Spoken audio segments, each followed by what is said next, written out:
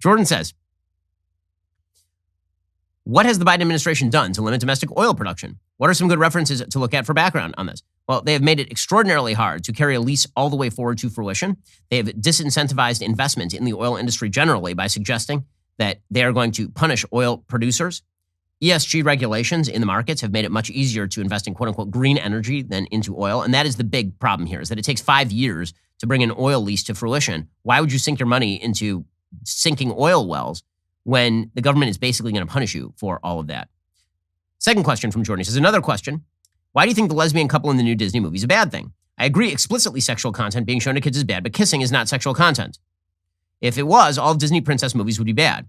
If you replace one of the women with a man and are okay with it, I think that's it is a double standard. I don't think that heterosexual behavior being taught to children on the level of marriage is the same as homosexual behavior being taught to children on the level of marriage. A kid does not need to understand sex to understand mommy, daddy, make baby. That is inherent in the species. You don't have to explain anything. You don't have to explain sex to get this. That it takes a man and a woman to make a child. And that mommy and daddy are married and that they produce baby. However, when you have mommy and mommy, they do not produce baby. So then the explanation has to be made. What makes mommy and mommy not just best friends who have adopted kids? You have to get into the sexual activity aspect of this. There's no way around it. And try to explain homosexual marriage without reference to sex. Now try to explain marriage to a child without reference to sex. You can do it to a child with regard to heterosexual marriage. You can say, man and woman make baby. And then you have to wait until later to explain how the baby is made, but you get it. Woman and woman do not produce baby. Male and male do not produce baby. So especially in a movie like Lightyear, which is rooted in the idea that there is a couple that has produced a child because the child is now a major character in the movie, how do you explain that without getting into sexuality itself? There's a secondary question that is necessarily asked. And then, of course, there is the general moral question itself, which is, are we supposed to pretend that male-female couples are entirely morally equivalent in every way to male-male or female-female? I understand that there are a lot of conservatives who shy away from this particular question, and they pretend that we are supposed to treat it as morally neutral, whether a man marries a woman or marries another man. That is not a morally neutral question, either on the individual or the societal level. We can be tolerant of people who engage in same-sex marriage. We can be tolerant of gay and lesbian people without acknowledging that that represents a new moral standard with full moral equivalence to heterosexual marriage on either a utilitarian or a deontological moral level.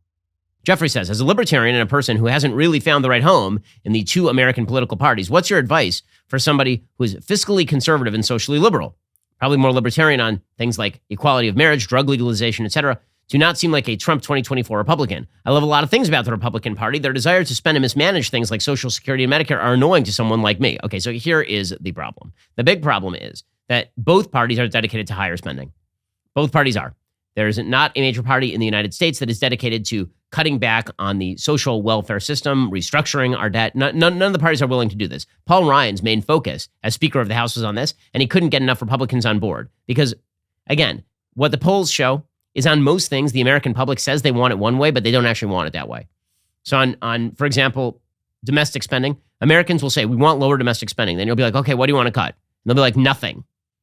You say, well, but then how do we cut? But you're spending too much money. This is very common in American politics, and both parties respond to those incentives. Now, Trump ran directly against the idea of cutting into the social welfare state or restructuring in any way. George W. Bush, in the aftermath of the 2004 election, tried to, quote unquote, privatize Social Security, by which he meant take some of your money, and instead of just putting it into a Social Security slush fund that is immediately spent through by the government, you would instead put it in the stock market, investing it. And Democrats freaked out and it never got done. So neither party is touching social spending. So you're going to have to find ancillary issues that you care about more. Republicans will spend slightly less. Democrats will spend significantly more. Right? I mean, that is basically the model here. Donald Trump was a big spender. The Republican Party is a big spending party. Mary says, one thing I greatly respect about you is your ability to be cordial with those who have different political views. I'm struggling a bit in that area right now. I'm at a sorority in my college, and out of 25 sisters, I'm the only conservative. When Roe versus Wade was announced, they all blew up and chaos ensued. It made me realize that even though I have great love for all these girls, I don't know how to interact with them politically because our views are so different. I don't want to hide my personal beliefs. I also don't want to cause issues with the amazing friendships I've built with them. Do you have any advice on how to approach the situation? Well, I mean, I do think that if the issue comes up, you should express your opinion. It's not really a friendship unless they can accept you have a different opinion. And you can say to them, listen, we're allowed to disagree on this, and we can put a pin in it, and it doesn't have to be like the key topic of our conversation. You do this with relatives all the time. Right? Now, if all you do all day is talk politics with these girls, that's a different thing. But I'll give you an example. I was speaking recently with a foreign official from a country that is radically anti-Israel, that has a fair bit of anti-Semitism in the country. And this person and I have some very strong disagreements on politics. And we decided that instead of talking about the areas where we were going to disagree, we would try to find areas of commonality or crossover. And that made the conversation a lot better. I literally said to her at one point, we have a gap in our understanding of this issue. I don't think that gap is bridgeable. And so let's move on to other topics. And she acquiesced, and we had a very nice conversation. You can still do that. Pete says, in critical race theory, does it point out the Democrat Party were the representatives of slave owners, formed the Confederacy, the KKK, and introduced Jim Crow laws, and it was the Republicans that put a stop to it, or does it skirt over these minor details? Well, it says that all of America is racist. Democrats, Republicans, everybody. So I don't know that it skirts over it. I think that it says that now the Democratic Party has switched, and they've recognized their sins and all the rest of this stuff. But no, I think that is part and parcel of the broader narrative, that literally everyone is a little bit racist, and all the systems of America are racist as well. Robert says, how do you argue against the idea the right is on the side of violence? When you have Republicans holding rifles in commercials claiming they want to hunt rhinos in the January 6th debacle, could you argue the right is insisting on violence as much as the left is? Or could you argue the left is more violent through their rhetoric? My friend seems to think that the side holding rifles in commercials is more clearly promoting death and violence. Well, it depends on what you mean by the side. So I thought that Eric Greitens' commercial is ridiculous and terrible. I thought that the January 6th storming of the Capitol was ridiculous and terrible. I think that most people think that acts of violence against law enforcement are ridiculous and terrible. The entire Democratic Party infrastructure supported actual rioting in the middle of 2020. Kamala Harris sought to bail out actual rioters. So if you're talking about the vast increase in crime in America, you'd probably have to look to the areas where the crime is happening. That is happening in Democratic governed areas where they're very harsh on police and soft on crime. So that it seems like the proof is in the pudding. Matt says, hey, Ben, how exactly do we measure abortion statistics and know they're accurate when defending the pro-life position? I keep hearing that guns are the number one killer of children statistically. I've also heard that abortion stats are probably faulty considering we don't know at what point the abortion took place or if the abortion pill counts in the stats. I mean, that's probably right. How do you even measure an abortion via the abortion pill, the RU486, right? The so-called morning after pill. That's not going to count in the abortion statistics. Presumably, the abortions that are being reported by Planned Parenthoods that receive federal funding or by hospitals that receive federal funding. And that's how you know how many abortions are taking place. But I would assume that there are a ton of abortions that are being missed if by abortion you mean the morning after pill, for example, which tends to not prevent the actual fertilization of the egg, but does prevent implantation. Austin says, what are the odds any employees of organizations like Media Matters have been swayed or have softened to conservative viewpoints from being forced to consume Daily Wire content as part of their job? Well, the problem is the minute they are converted, they lose their job. So my answer is probably pretty close to zero. I follow the left-wing media a lot. It hasn't made me into a lefty. The people at Media Matters are pretty politically conscious. And so I will assume that they have enough authenticity in their worldview that they're not going to be converted simply by listening to my show. Bradford says, how much wood could a woodchuck chuck if a woodchuck could chuck wood? Well, I mean, there has been some investigation into this specific question. And, the woodchuck or the groundhog, according to Science ABC, is a rodent native to North America. And it's unclear what exactly chucking wood would consider. They don't eat wood, but they do sometimes chew on it. So they actually did do an article in the Annals of Improbable Research on exactly this. The article was called The Ability of Woodchucks to Chuck Cellulose Fiber. And it was by a couple of folks over at Harvard Medical School. Apparently, they deprived 12 adult male woodchucks of nourishment, and then they presented the wood as their only source of food. So if they meant eat, then these animals did. Apparently, the average woodchuck can chuck wood at a rate of 362 cubic centimeters per day, which is about 0.8 pounds per day, which is a lot of wood to chuck. So that's if they're eating it. About as far as like tossing it, like throwing it, well, if these woodchucks apparently they dig. So if they were digging through wood, and by chuck you mean like throw wood, apparently studies tend to demonstrate up to 700 pounds of wood a day they could chuck, theoretically. So it depends whether you mean eating or throwing. Thanks, Brad, for the question. John says, you mentioned on your show, Congress doesn't have the authority to create a federal pro-life law that would outlaw the killing of the unborn across all states, and that any such law would be struck down by the Supreme Court. My question is, how could such a law be considered unconstitutional? Doesn't the Constitution guarantee the right to life for American citizens? Well, yes, but it has never been interpreted to apply to the unborn. Right? The Supreme Court, this is what I said, why I said the Supreme Court decision on Roe versus Wade actually was not a particularly radical one. The Supreme Court theoretically could have gone further. They could have said the 14th Amendment, right to life, actually applies to the unborn. And that would have made abortion illegal across the United States. They didn't do that. So by not doing that, now the question is what powers Congress has to regulate things happening inside the state. So Congress doesn't have tons of power under the Constitution to do that. They have to instead link it with interstate commerce. They use the Commerce Clause or the Necessary and Proper Clause, which is used in order to justify actions taken on behalf of things that Congress is allowed to do in other places in the document. But there's nothing in the Constitution that says that baseline criminal law gets to be regulated by the federal government. Typically, that has nothing to do with state law, right? I mean, there's no federal law against murder, for example. There are federal laws against transport, like murder in which you transport somebody across state lines, for example. There are federal laws with regard to crimes that interact with federal law. So you violate federal gun law while you're committing a crime. Now you've committed federal law, right? A federal crime. But typical, like, first-degree murder inside a state, there's no federal crime charge for that, which is why you end up in state prison if you do it. Erin asks in the mailbag. She says, I want you to know I really love my membership with Daily Wire and appreciate all you do to help our nation. I work for a couple who live in North Carolina. I live in South Carolina. I love my job. My boss just told me she researches who her employees vote for in elections. Can this information be obtained? Is it legal for them to have this criteria? No. I mean, you may be publicly registered as a Republican. That's public information. Is it legal for them to have this criteria? It depends on the state.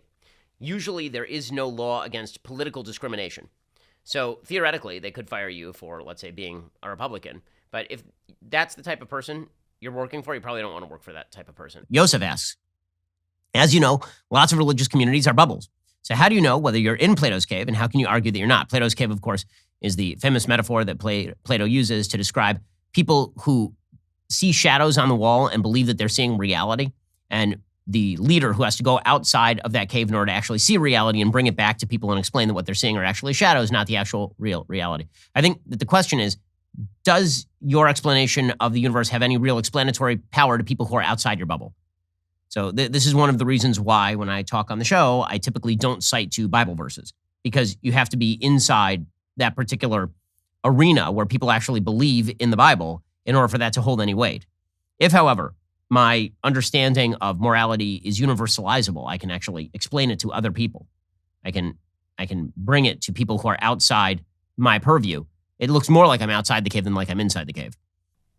Anita says, thank you for your intelligent take on various issues. For the first time in my life, I'm worried. It seems that Biden and the left have a mission to destroy the country. Hopefully there will be a red wave coming soon. If Republicans take Congress, do you think they can reverse course and fix the energy crisis, border crisis, supply chain inflation, and everything else Biden's incompetency has caused? Or do you think Biden would veto everything they try, or maybe they'll do nothing? If the Republicans take Congress, it'll just be stalemate. So the best thing you can hope for from a Republican Congress is stopping Biden's worst predations. That's what they did with Barack Obama. Split government is a time of stagnation. It's a time of stalemate. So I wouldn't expect that the Republican Congress is going to be able to get a lot done. In fact, I would expect that Joe Biden is going to get nothing done, and then he's going to blame Republicans for getting nothing done, even though right now he has a Republican minority, and he still can't get anything done. Riley asks, hey, Ben, I'm seeing a lot of people arguing that instead of blaming politicians for inflation, we should be blaming corporations for their price gouging and record profits. Is there any basis to that argument, and if not, what's the best response? The best response to these people is, I have a question. Are you saying that corporations just got greedy, like in the last 5 seconds? Why? Right, the entire premise here is that corporations are super greedy, and this is why they are price gouging. They've seen the opportunity. There's only one problem with that. If corporations were always greedy, then why are we seeing quote-unquote price gouging only now and record profits only now? In other words, if the corporations get to set prices at whatever prices they choose, why don't they price gouge always? The answer is because they can't price gouge, because of competition.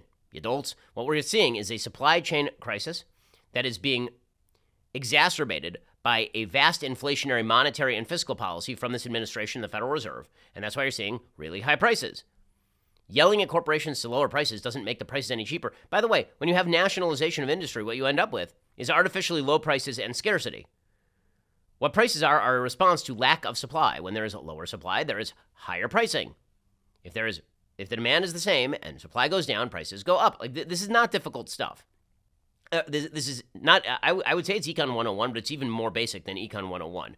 Like small children can understand this. And yet somehow people on the left can't. Sarah says, a left-leaning friend told me that in Texas, a person could get arrested for driving a friend across state lines to get a legal abortion. They claim the person getting an abortion would be fine, but the friend who drove them would be in legal trouble. They keep using this example to argue why Roe versus Wade overturning is extremely dangerous. Is this true or even possible to implement? I can't see that that's true. The reason I can't see that that's true is because if the crime is committed out of state, generally the state's jurisdiction ends at the state line. So if I transport marijuana across state lines, then presumably I would have to have the marijuana on one side, which is illegal, to another side where it is illegal. And then both states could theoretically prosecute me because I've possessed on both sides of the state line. If, however, let's say that marijuana were legal in one state and illegal in the other, and I drove across the state line from a state where marijuana was illegal to a place where marijuana was legal, and I wasn't caught in the state where marijuana was illegal, I was caught in what? The state where it was legal? Like, how does that arrest even happen? When you come back without the marijuana, do I have evidence that you had the marijuana in the first place and the crime, again, was not committed? Like, there's a possession crime with marijuana. There's no possession crime with pregnancy, obviously. We want you to keep it. So it's very difficult to see how this would actually be sustained in a court of law. And in fact, the justices basically suggest this. Justice Kavanaugh, in his concurrence, suggests that the federal government's ability to regulate interstate commerce may not extend into this area. And also that when it comes to, state boundary crossing, it's going to be very, like, how would you even do this? What, are you going to prosecute airlines for flying flights from, say, Alabama to New York? I can't see how that's right. How would that law even be driven, particularly? How would that happen? I'm not sure how that would happen. George says, with the overturning of Roe, do you have any recommendations for organizations to which pro-lifers should donate, including both political organizations to continue to effectuate change on the state level and humanitarian organizations to help moms directly and children who may not be connected to other community resources, such as a church, but who need support? Well, first of all, there are a lot of crisis pregnancy centers. And we are allied over here at the Daily Wire with the folks over at Preborn. So you should go check them out. You should check out Lila Rose's group, which is very, very good on abortion. National Right to Life does excellent work on abortion. Your local church, I'm sure, does excellent work on abortion. There are a bunch of crisis pregnancy centers you can reach out to help out as well. In watching your video on debunking gun control, you mentioned you're in favor of banning fully automatic weapons because they're inherently dangerous. The number of homicides committed with these weapons is vanishingly small, under 10 since the 1930s. The United States has approximately 175,000 machine guns legally owned by civilians. Based on the exceedingly low homicide rate, why do you view them as inherently dangerous? Well, in the same way that we've had very few casualties via nuclear bombs, and yet we don't allow people to generally own them. Now, again, I think that even the NRA is not in favor of fully automatic weapons being widely available and sold and owned. There are certain states, by the way, where you can buy a fully automatic machine gun. You can obtain them. Generally not through federally licensed firearms dealers, but you can fire them at gun shows in particular states, for example. Honestly, the case for legalizing fully automatic weapons is not inconsiderable. In Debunked, however, I said that you at least understand the logic, that when it comes to gun control measures, which typically were done on the state level, there was a balance between the deadliness of the weapon and the general use of the weapon, which is what the court says in Heller versus DC, and the wide availability of the weapon. You wouldn't want people owning cruise missiles, even if very few of them fired them.